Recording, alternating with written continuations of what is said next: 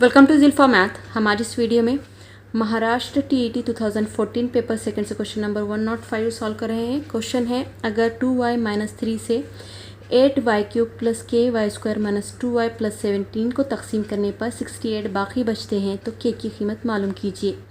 यहाँ पर हमें कहा जा रहा है कि 8y³ प्लस KY² - 2y + 17 को अगर हम 2y-3 से तकसीम करते हैं बाकी क्या बचता है, बाकी 68 बचता है।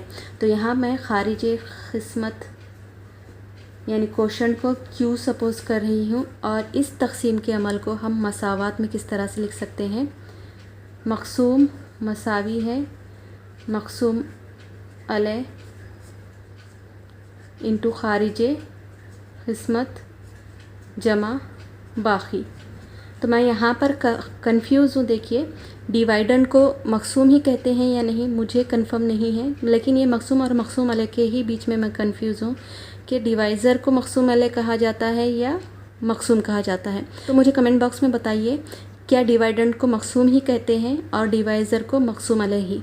मैंने जो लिखा है ये करेक्ट है या नहीं। और यानी जिस नंबर को हम डिवाइड करने वाले हैं उसे डिवाइडेंड कहा जाता है, जिस नंबर से डिवाइड कर रहे हैं उसे डिवाइज़र कहते हैं। खारिज क़िस्मत कोशंट कहलाता है और बाकी रिमाइंडर कहलाता है। तो यहाँ पर इस तकसीम के अमल को हम मसावात के फॉर्म में लिखेंगे। तो ये क्या आ जाएगा, डिवाइडेंड क्या है यहाँ पर 8y³ प्लस KY² - 2y + 17 मसावी है, डिवाइज़र है 2y-3। क्वेश्चन को मैंने Q फ़र्ज़ किया है तो Q लिख दूंगी और रिमाइंडर दिया गया है 68 और इसी मसावात को किस तरह से लिखूंगी, 8y³ प्लस KY² - 2y + 17 - 68। इस रिमाइंडर को मैं दूसरी जानिब लाऊंगी इक्वेशन के। तो यहाँ पर ये क्या बचेगा, 2y - 3Q। अब मुझे क्या चाहिए, अगर y की वैल्यू मालूम पड़ जाए तो बहुत ही आसान है और ये मसावात किस इक्वल टू अगर ज़ीरो हो जाए तो बहुत ही बढ़िया हो जाएगा। तो वो किस तरह से पता करेंगे यहाँ पर 2y-3 से। 2y-3 अगर ज़ीरो हो जाए तो यहाँ पर ये 8y³ प्लस KY² - 2y + 17 - 68 ये मसावी हो जाएगा ज़ीरो के। और साथ ही हमें यहाँ पर y की कीमत भी पता करनी होगी और उसके लिए हम क्या करेंगे, यहाँ पर देखिए 2y-3 = 0 लेंगे और इसी इक्वेशन की मदद से हम y की कीमत भी पता कर लेंगे। तो यहाँ y की कीमत इस मसावात से पता करते हैं। चलिए, 2y मसावी है 3, y मसावी है 3/2। यानी अगर हम y की कीमत 3/2 रखते हैं तो ये जो ब्रैकेट है 2y-3 ये ज़ीरो के मसावी हो जाएगी। तो हमें यहाँ पर ये ज़ीरो मिलेगा और साथ ही y की कीमत हम इसमें भी रख पाएंगे। तो चलिए रखते हैं 8 3/2³ प्लस K 3/2² - 2 3/2 प्लस 17 - 68 क्या होता है, it is equal to -51 is equal to 2 × 3/2 - 3 × Q।